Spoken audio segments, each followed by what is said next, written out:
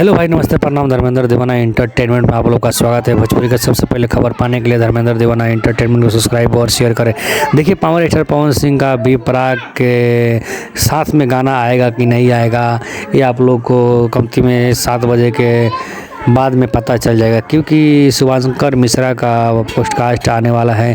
ये जो बी प्राक है उनके और शुभंकर मिश्रा के बीच में पॉडकास्ट हुआ है। उसमें पावर स्टार पवन सिंह के बारे में बहुत ज़्यादा ही बातचीत किया गया है और पावर स्टार का गाना बी प्राक के साथ में गाना आएगा कि नहीं आएगा, इसमें आप लोग को पता चल जाएगा।